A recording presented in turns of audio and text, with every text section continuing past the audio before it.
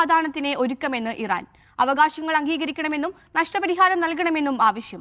Russia Pakistan നേതാക്കളുമായി നടത്തിയ ചർച്ചയിലാണ് വെടിനിർത്തൽ ഉപാധികൾ ഇറാൻ പ്രസിഡന്റ് മസൂദ് പെഷെസ്കിയാൻ സമർപ്പിച്ചത്. ചർച്ചകൾക്കിടയിലും ഇറാൻ ആക്രമണത്തിൽ 9 പേർക്ക് കൂടി പരിക്കേറ്റു. അതേസമയം പശ്ചിമേഷ്യയിലെ ഇറാൻ ആക്രമണത്തിനെതിരെ ഐക്യരാഷ്ട്രസഭ പ്രമേയം പാസാക്കി. ആക്രമണങ്ങൾ അടിയന്തരമായി അവസാനിപ്പിക്കണമെന്ന് ആവശ്യപ്പെടുന്ന പ്രമേയത്തെ സമിതിയിലെ 15 അംഗങ്ങളിൽ 13 രാജ്യങ്ങളും അനുകൂലിച്ചു. റഷ്യയും ചൈനയും വോട്ടെടുപ്പിൽ നിന്ന് വിട്ടുനിന്നു. ഇറാന്റെ ആക്രമണങ്ങൾ അന്താരാഷ്ട്ര നിയമങ്ങളുടെ നഗ്നമായ ലംഘനമാണെന്നും ഇത് ആഗോള സമാധാനത്തിനും സുരക്ഷയ്ക്കും വലിയ ഭീഷണിയാണെന്നും പ്രമേയം ചൂണ്ടിക്കാട്ടി. ഗൾഫ് രാജ്യങ്ങൾക്ക് നേരെ ആക്രമണം തുടർന്ന് ഇറാൻ ബഹ്റൈൻ മുഹറക്കിൽ ഇന്ധന ടാങ്കിനെ തീപിടിച്ചു. ദുബായ് ക്രിക്ക് ഹാർബറിന് നേർക്കും ആക്രമണം. വിവരങ്ങളുമായി MCA നാസർ ചേരുന്നുണ്ട്. MCA, എന്താണ് ഇപ്പോഴത്തെ ഇറാന്റെ ഉപാധികൾ? ഏതാണ്ട് 13ാം ദിവസത്തിലേക്ക് ഈ ആക്രമണം തുടരുന്ന ഒരു സാഹചര്യത്തിലാണ് ഈ യുദ്ധം അവസാനിപ്പിക്കണമെങ്കിൽ കൃത്യമായിട്ടുള്ള ചില ഉപാധികൾ തങ്ങൾ മുന്നോട്ട് വെക്കും. ആ ഉപാധികൾ ബന്ധപ്പെട്ടവർ അമേരിക്കയും ഇസ്രായേലും അംഗീകരിക്കണം. അങ്ങനെയാണെങ്കിൽ മാത്രം ഒരു യുദ്ധത്തിന്റെ അറുതിയിലേക്ക് പോകാൻ തങ്ങൾ സന്നദ്ധമാണെന്ന് ഇറാൻ പ്രസിഡന്റ് മസൂദ് പെഷെസ്കിയാനാണ് വ്യക്തമാക്കിയത്.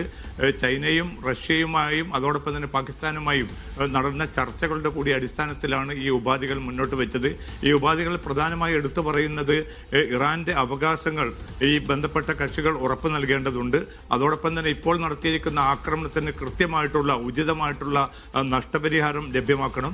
മറ്റൊന്നുള്ളത്, ഭാവിയിൽ ഒരു ആക്രമണവും ഇറാന് നേരെ നടത്തില്ല എന്ന് ഈ രാജ്യങ്ങൾ രേഖാമൂലം ഉറപ്പു നൽകണം. ഈ 3 ഉപാധികൾ പ്രധാനമായിട്ടും അംഗീകരിക്കുകയാണെങ്കിൽ മേഖലയിൽ സമാധാനം രൂപപ്പെടുത്താനുള്ള നീക്കങ്ങളോട് അനുകൂലമായിട്ട് പ്രതികരിക്കാമെന്ന് ഇറാൻ പ്രസിഡന്റ് മസൂദ് പെഷെസ്കിയാൻ പറഞ്ഞു. പക്ഷെ അതേസമയം യുദ്ധം തങ്ങൾ വിജയിച്ചു വരികയാണ്, ഈ യുദ്ധം എന്തു വില കൊടുത്തും വിജയിച്ചേ തീരൂ എന്ന അർത്ഥത്തിലുള്ള പ്രതികരണമാണ് അമേരിക്കൻ പ്രസിഡന്റ് ഡൊണാൾഡ് ട്രംപ് നടത്തിയിരിക്കുന്നത്. അതേസമയം ഇറാനെതിരായിട്ടുള്ള നടപടികൾ, സൈനിക നീക്കങ്ങൾ അതിശക്തമായിട്ട് തുടരുമെന്ന് അമേരിക്കൻ പ്രസിഡന്റ് ട്രംപും അതോടൊപ്പം തന്നെ ഇസ്രായേൽ പ്രധാനമന്ത്രി നെതന്യാഹുവും വ്യക്തമാക്കി. ഒരുപക്ഷെ യുദ്ധം അനിശ്ചിതകാലത്തേക്ക് നീളാനുള്ള സാധ്യതയുണ്ടെന്നുകൂടിയാണ് ഇസ്രായേൽ പ്രധാനമന്ത്രി നെതന്യാഹു വ്യക്തമാക്കുന്നത്. അതോടൊപ്പം തന്നെ ലബനാന് നേരെയുള്ള ആക്രമണം വളരെ ശക്തമായിട്ട് തുടരുകയാണ് ഇസ്രായേൽ. ഏതാണ്ട് ബെയ്റൂത്ത് ഉൾപ്പെടെയുള്ള നഗരങ്ങളിൽ വലിയ തോതിലുള്ള ആക്രമണങ്ങൾ നടന്നു. നിരവധി പേർ കൊല്ലപ്പെട്ടതായിട്ടുള്ള റിപ്പോർട്ടുകളാണ് ബെയ്റൂത്തിൽ നിന്നും പുറത്തുവരുന്നത്.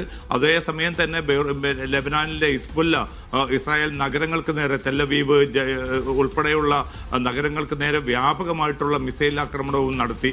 അതേസമയം മറ്റൊന്നുള്ളത്, ഈ ഗൾഫ് മേഖലയിലേക്കുള്ള ആക്രമണങ്ങളിലും കാര്യമായിട്ടുള്ള കുറവില്ല. ഇന്നലെ രാത്രിയും ഇന്ന് രാവിലെയുമായി ഏതാണ്ട് 18 ഡ്രോണുകളും മിസൈലുകളും തകർത്തതായി സൗദി അറേബ്യ വ്യക്തമാക്കി. അൽഖർജ് അതോടൊപ്പം തന്നെ അൽജൌഫ് ഉൾപ്പെടെയുള്ള പ്രദേശങ്ങൾക്ക് നേരെയാണ് വ്യാപകമായിട്ടുള്ള ആക്രമണം നടന്നത്. ബഹ്റൈനിലെ മുഹറക്കിൽ ഇന്ധന ടാങ്കിന് തീപിടിച്ചതായിട്ട് റിപ്പോർട്ടുണ്ട്. ആ തീ നിയന്ത്രണ വിധേയമാക്കാനുള്ള ശ്രമങ്ങൾ തുടരുകയാണ്.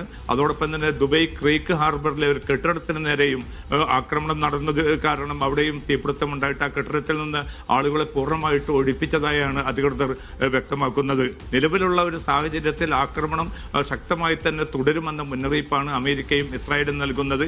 ഉപാധികൾ പാലിച്ചില്ല എങ്കിൽ തീർച്ചയായിട്ടും തിരിച്ചടിക്കുമെന്ന്, അല്ലെങ്കിൽ ഈ ആക്രമണം മുന്നോട്ട് പോകുമെന്ന് ഇറാനും വ്യക്തമാക്കുന്നുണ്ട്. അതിനിടെയാണ് UN രക്ഷാസമിതി ഇന്നലെ വളരെ ശക്തമായിട്ടുള്ള ഒരു പ്രമേയം ഇറാനെതിരെ പാസാക്കിയിരിക്കുന്നത്. 15 അംഗ രക്ഷാസമിതിയിൽ 13 അംഗങ്ങളും ഈ പ്രമേയത്തെ പിന്തുണച്ചു. ചൈനയും റഷ്യയുമാണ് വോട്ടെടുപ്പിൽ നിന്ന് വിട്ടുനിന്നത്. ഈ ഗൾഫ് രാജ്യങ്ങൾക്ക് നേരെ, അവരുടെ പരമാധികാരത്തിന് നേരെ ഇറാൻ നടത്തുന്ന വിവേചനരഹിതമായിട്ടുള്ള ഈ നടപടി അടിയന്തരമായിട്ട് അവസാനിപ്പിക്കണമെന്നാണ് പ്രമേയം ശക്തമായി തന്നെ ഇറാനോട് ആവശ്യപ്പെടുന്നത്. ഗൾഫ് രാജ്യങ്ങളിൽ ഇറാൻ നടത്തുന്ന ആക്രമണങ്ങൾ അടിയന്തരമായി നിർത്തണമെന്ന പ്രമേയം UN സുരക്ഷാ സമിതി അംഗീകരിച്ചു. പ്രമേയത്തെ അനുകൂലിച്ച് 13 രാജ്യങ്ങൾ വോട്ട് ചെയ്തു. റഷ്യയും ചൈനയും വിട്ടുനിന്നു. UNൽ നിന്നും ഡോക്ടർ കൃഷ്ണകിഷോർ തയ്യാറാക്കിയ റിപ്പോർട്ട് കാണാം. 135 രാജ്യങ്ങളുടെ പിന്തുണയോടെ ബഹ്റൈനാണ് സുരക്ഷാ സമിതിയിൽ ഇറാന്റെ ആക്രമണങ്ങളെ അപലപിക്കുന്ന പ്രമേയം അവതരിപ്പിച്ചത്. GCC രാജ്യങ്ങളുടെയും ജോർഡന്റെയും പേരിൽ അവതരിപ്പിച്ച പ്രമേയം ഇറാന്റെ ആക്രമണങ്ങൾ അന്താരാഷ്ട്ര നിയമത്തിന്റെ ലംഘനമാണെന്നും അന്താരാഷ്ട്ര സമാധാനത്തിനും സുരക്ഷയ്ക്കും ഗുരുതര ഭീഷണിയാണെന്നും വ്യക്തമാക്കുന്നു. സാധാരണ ജനങ്ങൾ കൊല്ലപ്പെടുകയും പരിക്കേൽക്കുകയും ചെയ്യുന്ന ഈ ആക്രമണങ്ങളിൽ പ്രമേയം ദുഃഖം രേഖപ്പെടുത്തി. ഏറെ നേരത്തെ ചർച്ചയ്ക്കൊടുവിലാണ് UN സുരക്ഷാ സമിതി പ്രമേയം അംഗീകരിച്ചത്. 13 രാജ്യങ്ങൾ പ്രമേയത്തിന് അനുകൂലമായി വോട്ട് രേഖപ്പെടുത്തി. റഷ്യയും ചൈനയും വോട്ടെടുപ്പിൽ നിന്ന് വിട്ടുനിന്നു. എന്നാൽ ഈ പ്രമേയം ഇറാനെതിരെ അമേരിക്കയും ഇസ്രയേലും നടത്തിവരുന്ന സൈനിക നടപടികളെ പരാമർശിക്കുന്നില്ല എന്നത് ശ്രദ്ധേയമാണ്. സുരക്ഷാ സമിതി പാസാക്കിയ പ്രമേയം പക്ഷപാതപരമാണെന്ന് ഇറാൻ പ്രതികരിച്ചു. സുരക്ഷാ സമിതിയുടെ വിശ്വാസ്യതയെ ഹനിക്കുന്ന പ്രമേയമാണ് ഇതെന്നും ഇറാൻ ചൂണ്ടിക്കാട്ടി.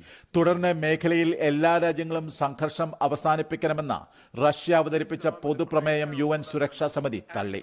അമേരിക്കയെയും ഇസ്രയേലിനെയും പേരെടുത്ത് പരാമർശിക്കാത്ത പ്രമേയം സൈനിക നടപടികൾ ഉടൻ നിർത്തണമെന്ന് ആവശ്യപ്പെട്ടു. എന്നാൽ യുക്രൈനെതിരെ ഇപ്പോഴും സൈനിക നടപടികൾ തുടരുന്ന റഷ്യയുടെ നിലപാട് ഇരട്ടത്താപ്പാണെന്ന് UK യും അമേരിക്കയും തിരിച്ചടിച്ചു.